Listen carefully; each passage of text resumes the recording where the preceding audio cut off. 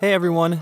Today's lesson from ACLS Certification Association is on Acute Coronary Syndrome.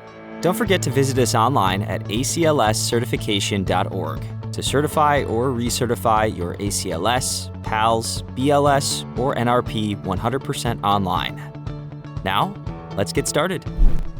Patients with chest pain signifying ACS will complain of retrosternal chest discomfort. Pressure or chest tightness is a common symptom. Pain can radiate to the shoulders, neck, arms, and jaw. Sometimes chest discomfort is felt in the back between the shoulder blades. They may also complain of lightheadedness, dizziness, syncope or near-syncope, diaphoresis, or vomiting. A significant finding is sudden shortness of breath with or without chest discomfort. Some common differential diagnoses include aortic dissection, acute pulmonary embolism, acute pericardial effusion with tamponade and tension pneumothorax.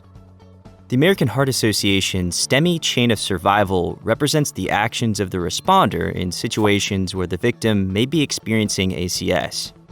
The links include rapid recognition and reaction to STEMI warning signs, rapid EMS dispatch, EMS transport and pre-arrival notification to the receiving hospital, rapid assessment and diagnosis in the ED or cath lab, and rapid treatment. This was developed keeping in mind the role of both family members and healthcare providers. The first link represents the interaction between the patient with ACS symptoms and the emergency dispatcher. Trained and deputized dispatchers can prescribe emergency medications over the phone. For example, dispatchers can recommend aspirin to ACS patients, but they should be able to diagnose the patient accurately through the phone and make sure that the patient has no contraindications to taking aspirin, such as allergies or gastrointestinal bleeding. That's it for our lesson today.